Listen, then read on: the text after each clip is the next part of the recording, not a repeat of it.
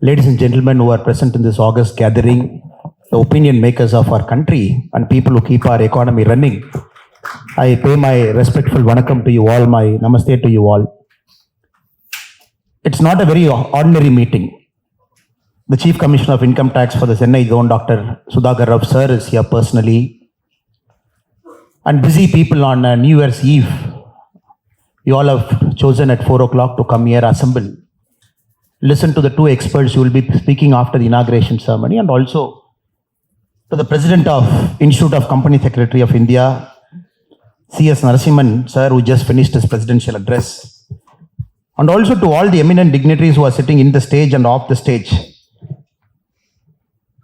Pradeep B. Kulkarni sir, Chairman for the Southern Region of ICSI, Mohan Kumar sir, Program Director and Council Member ICSI, and all the other important dignitaries. Though I am not telling you by name, but you are very important for all of us, for this country, because you make sure the economy is growing, you guide the corporate sector in the right path, you keep the taxes flowing, and more importantly, because of the taxes that is collected, a country can govern itself. So that as a common man, it is my duty to thank you all for the service you are doing for this great country. And more importantly, the Institute of Company Secretaries of India doesn't need any introduction for itself.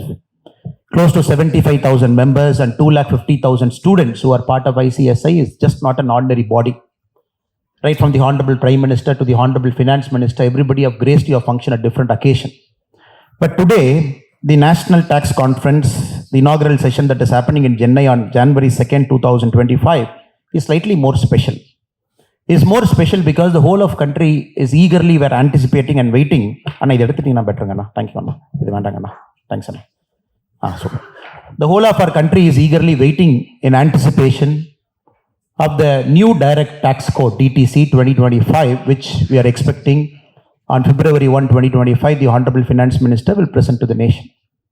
This is a promise the current government, Honorable Finance Minister, has kept during the last budget. Based on that, the Central Board of Direct Taxes has constituted a committee, and the committee has also asked for suggestions from the common public how they should go forward.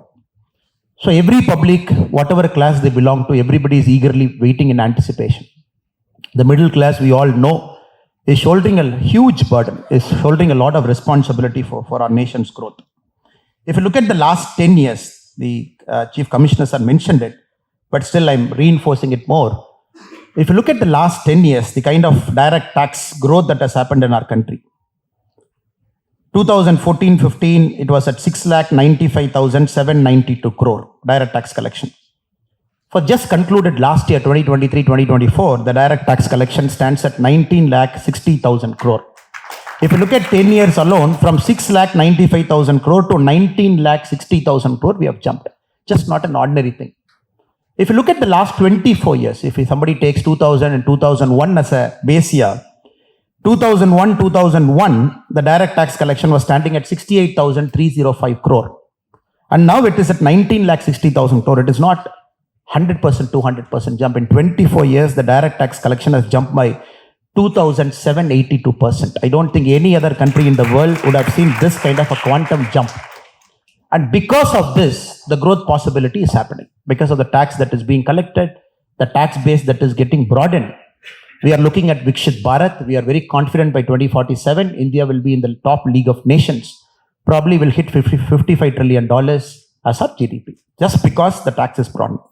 At the same time, we have the usual concerns. If you look at the number of taxpayers who are part of the tax net, in 2014-15, it was at 5.7 crore. In 2023-24, it is at 10.4 crore. But the number of ITR being filed at 7 crore. So at one end, it is increasing, the tax base is broadening. And the current government, headed by our Honorable Prime Minister Narendra Modi, is very clear.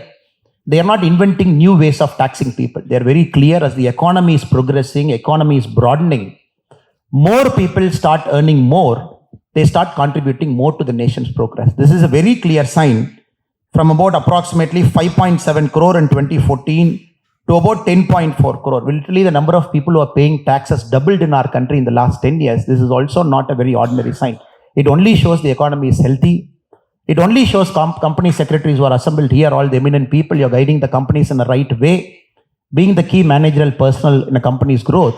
whereby more people are contributing to the nation's growth. It was always not this case, sir. It was always not like this. I'm aware the Chief Commissioner is here. I'm not getting into any political statement, but still I'm putting certain facts in front of you. February 28, 1970, it's a red letter day. That's a Saturday. The whole country was eagerly anticipating because Madam Indira Gandhi was presenting the country's budget. That is special for all of us because for the first time, the Nari Shakti, woman, our mother, our sister, is presenting our free country's finance budget, a woman, February 28, 1970. As usual, the parliament was in a problem, MPs were absent, a lot of disputes were happening. The budget that particular year was being presented at night 10 p.m. So when Madam Indira Gandhi started presenting the budget, I'm sure you must be aware. So Madam started the finance bill, the income tax proposal. She said anybody in the income tax bracket of 5,000 rupee to 10,000 rupee would be in the 10% category. The whole country was watching. Then slowly, when she completed her speech, first time in a free country, independent country, we saw the number of tax slabs were at 11. Not 1, not 2, not 3. On February 28, 1970 budget, the number of tax slabs were at 11. And the final slab which said, if anybody is earning more than 2 lakh rupee, here is income tax, which is a taxable income, they will be paying an income tax including surcharge of 93.5%. I was telling my wife the other day, we were watching Lucky Bhaskar movie. And luckily, Lucky Bhaskar was born in 1990, so he has to pay less tax. If Lucky Bhaskar was born in 1970, and it's a small town boy, a banker who came into stock market, who earned about 100 crore. If Lucky Bhaskar was alive during Madam Indira Gandhi's time, he would have paid 93.5 crore tax on the 100 crore years earned. It did not stop there. The country did not stop there. I'm just putting things in perspective, how we were and where we are now. Because there was a time in our country where we felt the rich people have to be taxed more. You have to squeeze them more because the rich people invariably will find a way to hide their money. That is why the accountants are for. That is why the cost accountants are for. That is why the company secretaries were for. Old India had that particular thought. We didn't like people who had more money. We always thought, oh, they have earned more money simply because they are not paying tax. In 1971, the Direct Tax Inquiry Committee, headed by Justice K.N. Vanchu, sir, he presented his report. They were analyzing why Indians are paying less tax, why tax evasion is a problem. And in his report, he has clearly mentioned the high rate of taxation is the principal reason. High rate of taxation is the principal reason for our country people to pay less taxation. Added to it, the license raj that was prevalent. The government at that point of time refused to learn its lesson. Again, if you look at the budget of 1973-74, they increased the surcharge further. In 1970, the highest income tax slab was at 93.5. In 1973-74 finance bill, if you look at the highest income tax slab, it was at 97.5. If Lucky Bhaskar was born in 1973-74 and 100 crore, he would have paid 97 crore and 50 lakh as a tax, and he would have left 2 crore and 50 lakh in his pocket. So from there to now, a massive transition has happened. Without a doubt, we have transitioned as a country. And without a doubt, the country respects people who earn money. Without a doubt, the country admires people who earn money in the legal possible way. That is why the Direct Tax Code of 2025 is very, very important for everybody. If you look at the different reforms that has happened at different points of time, 1991, the Tax Reform Committee, it shortened the tax bracket to 3, which was at 20%, 30% and 40%. The further reduction came in 1997-1998, where the 3 tax were brought down to 10, 20 and 30%. Right now, we have an income tax up to 2.5 lakhs, it is 0, and above 15 lakh, it is 30%. So 100% the country is moving, the country is progressing. And that is where I personally believe the eminent people who are sitting in this August gathering, and your role in the next 23 years, because the Prime Minister has kept a target 2047 as the year by which we should leapfrog into the big economy. And this is not going to happen by joke, sir. We are at about 4 trillion now. The Prime Minister's envision, we ought to be the #1 economy in the world by 2047, which is $55 trillion. And anybody having a basic calculator, if you do a calculation, you got to grow at a compounded annual growth rate of 13.68% starting from now. Every single year you grow at 13.68%, so that at 2047 you hit 55 trillion. This is like India has to play 23 one-day matches. And every single one-day match, India has to hit 400. It is equal to that. Every single one-day match starting from today, continuous 23 matches, continuous 400 runs. But we all know Not every day is Virat Kohli's day, not every day is Rohit Sharma day, not every day is Bumrah's day, not every day is Ashwin's day. It is that kind of a target our country has set for itself. 2047 will be somewhere there. No country, be it the Roman Empire, be it any major civilizational growth story, has seen this kind of a growth in a 23-year period. Even the great China from 1980 to 2000 had a compounded annual growth rate of somewhere around 8.4%. We are looking at 13.68% for the next 23 years. That is where I personally believe, sir was making a mention that 57 million in the Udayam portal, the SME sector. If you look at Coimbatore district alone, it has got 2.14 lakh MSME in Udayam portal. So all are growth engines, all MSME, especially in Tamil Nadu, everywhere there is a growth engine. And these guys have to become mid-level companies have to become big-level companies, big companies have to get into the next growth zone. Only then this 13.68% is possible. That is why I completely endorse your proposal, sir, because it is there for a long time. In 2012, the Standing Committee of Finance in the Government of India Parliament, they have clearly mentioned, they have supported your stance that company secretaryship, CA, should also be given the rights to do auditing on par with accountants. In 2013, it got partially reflected, but not fully. That is why now there is a growing chorus. Everybody is really believing and eagerly waiting. This 2025 direct tax code would be really addressing it. And that is why you are eagerly looking forward. And you have also started, this is a pressure group starting from Chennai across India, are going to do it the whole of January. And the current president and the very eminent Narasimhan sir is also here. And I hope and pray that he will get a good farewell gift on February 1, 2025, where in the direct tax code, you will get the CS on par with cost accountants, on par with the company accountants, so that all of you can do accounting, because country is growing and very few people can't handle that load.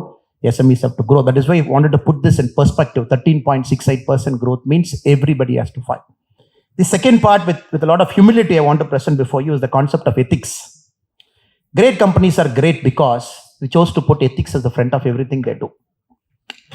I have this very favorite story of Starbucks. Starbucks is this famous coffee company where we all buy coffee. And 2 years back, there was an incident in a Starbucks company in the west coast of US. A guy went there, he ordered a cup of coffee, and typical of a coffee company, they want to ask, if I go there, my name is Annamalai, I say Anna. They write my name Anna. They say, once my Americano is ready, they call Anna. But in this case, when a colored gentleman ordered his coffee, in the coffee cup, his name was written as Blackie. Somebody, the barista, wrote it as Blackie. Lot of furore, they mentioned that, how can somebody write a Blackie? People are not respecting somebody's color, skin color. What Starbucks chose to do post that is a lesson for all. Starbucks did not fire that barista. Starbucks did not close that store. Starbucks said, I am closing my store across the world, every single store for half a day. All my baristas would undergo a training for 3 hours on respecting people of different abilities, respecting people of different color. And that is a listed company. Just imagine the revenue, 365 divided by 2, that much revenue a company has chosen to forgone for half a day by closing its office. Because it put ethics above its revenue on that particular day. That is why some companies are great. Now there is a growing concern in our country, the fast pace of growth, the startups, and Baiju being a classic example, a posted buy of startup which was valued at multiple billion. And now serious concern being raised about the money that is mobilized, the money that is spent, and the questions raised by the US regulators at different parts of the world. I thought with a lot of humility, I would like to present this before you, because you are the people in different parts in the company, seriously advising the board right up to the chairman and the people who run the daily operations. I only hope and pray that we seriously put ethics as the front of everything. Because to become a $55 trillion company, we need at least 4 or 5 big behemoths, like the Googles, like the Alphabets, like the Nvidias. Each of this company traded $3 trillion. Nvidia is about 3.1, Alphabet is about 2.76 trillion, all big companies. So India needs big companies. There is no question about it. Other political parties, my friends from the opposition side, can keep hitting at certain corporate companies, but India needs big corporate companies, no question. But India needs every single company or every single MSME that puts ethics at the front, where the accountancy is brilliant, no more Satyam kind of fraud happens, and no more Baiju kind of things comes in the newspaper, because it puts the growth of a country in serious credibility. And India is also attracting FDI from a lot of other foreign players. There are the pension funds, there are investment funds, which puts ethics as the front of everything. So you are in that very important pivotal position. So that is, I thought, as a brother to you, maybe as a son to some of you here, that you will choose to advise them. Even a slow growth is okay, but it should be an ethical growth. This is something I thought that I should tell this August gathering, so that wherever you go, I'm sure you're very ethical. I'm sure you're advising people to be ethical, but the next level of growth story has to have ethics as the base, because we don't want the economy to crumble by some allegations or somebody coming after us at some point of time. And also it is a great sign that India is also having close to 220,000 people in the last income tax filing who have got more than 1 crore taxable income. 220,000 people with a taxable income of more than 1 crore. This is 5 times increase over the last 10 years, 2014 and 2024. 5 times the people who has got a taxable income of 1 crore has gone up. And last 1 lakh has joined in the last 3 years. From 1,20,000, we have jumped to 2,20,000 only in the last 3 years. And as usual, there are some states which are big performers. Maharashtra has got 1,24,800 crorepati taxpayers. Uttar Pradesh has got 24,050 crorepati taxpayers. Delhi has got 20,500. Madhya Pradesh has got 8,666 crorepati taxpayers. Tamilnadu has got 6,288. It's a cause of concern, which I keep addressing at multiple forums, that the growth of Tamil Nadu is decelerating. This is one more sign where a state like Maharashtra is able to have 1,24,800 crorepati taxpayers. At the same time, Tamil Nadu is having 6,288 and being at the 5th position in our country. So this is very important. I always believe people should get rich. I always believe the rich people should give more. I always believe by taxing people who have more money, we can lift our brothers and sisters who do not have necessarily the opportunity to grow up in life. Recently, I saw OECD survey, the Organization of Economic Cooperation and Development, which is a grouping of the rich countries of the world. It said, a guy who's born in India, who's in the last 25 percentile of the national income.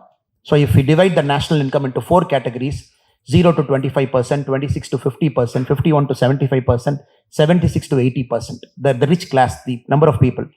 If a child is born in the lower percentile, who's the 0 to 25% income category in a country, for him to move to the 3rd percentile, 3rd quartile, for that child who is born in the 0 to 25% category, for the child to move to 51 to 75% category, it takes 7 generations. South Africa is 2.5 generation, Finland is 2 generation, US is 3.5 generation. We have to understand, for the person who's coming from the rock bottom and slowly climbing in that economic ladder, even a small disease will take back that family by 1 generation. Cancer, somebody has got a cancer, 1 generation gone. The primary breadwinner of the family met with an accident, died, 1 generation gone. Somebody is just unlucky, fired from a job, 1 generation is gone. So with a lot of humility, at one end we celebrate the people who pay more tax, we celebrate the crorepati taxpayers. We are so happy that 10 crore people are paying tax in the country. At the same time, we got to be very, very conscious of the fact, in this country, not everybody is lucky. There is not a level playing field for everybody. Somebody born there, it takes 7 generations for him to jump. Only with economic growth, we can shorten that 7 generation to 5 generation. We can shorten it to 3. We can shorten it to 1. It is absolutely possible over the next 23 years. If you look at it in a very positive way, we can do it. We will do it. China being a great example. Now our population has just risen over China, 142 crore now. Possibly will top at 164 crore by 2050. After 164 crore, we may start hitting back. But the beauty of it is, China's population, when it was at 137 crore a few years back, the number of people who worked in China was at 91 crore. Meaning out of 137 crore population, China had 91 crore people who are working. That is a single instance of a country having 91 crore people at any point of time, at a single time working. So we expect probably when we hit 155, 157 crore, we might be at 94, 95 crore of our country who are working between the ages of 18 to 60. So that is a great sign for our country. So 100% growth will come because the demography is there. 100% will go to the next orbit because the signs are there, the infrastructure is there. The only thing is we need good people to guide, good leaders present at multiple levels, be it in politics, be it in economics, be it in like sir who's sitting here, who's going to guide all the very important people in our country. And more importantly, people like you who are going to sit in very eminent positions in a company, going to guide them. So with this, I will not take much of your time. I really respect all of you have come here, and thank you so much for invitation, sir. And the starting point of a year is always very special. Just like the early sunrise that happens when the first rays of sun comes, that is the time we all feel so happy. The morning is always a happy time for us. Just like the first few days of a new year is always a happy time, because it gives a positive spirit to us, can-do attitude to us. We don't carry the negativities of the past year. We just believe everything is possible. So I hope and pray 2025 may be a blessed year for all of you, professionally, personally. Let lot of good things happen to you with a lot of good spirits. You please unlock the animal spirit of this country for the growth, for the next level of trajectory, so that somebody born in the bottom 25% need not wait for 7 generations to climb up the economic ladder. That is in all of our hands. We'll make it happen. I also thank my colleagues who have come here, the senior leaders of my party who have come here, and all the eminent members who have come here. Thank you so much for the invite. Wish you a happy new year again. Thank you so much. God bless you all.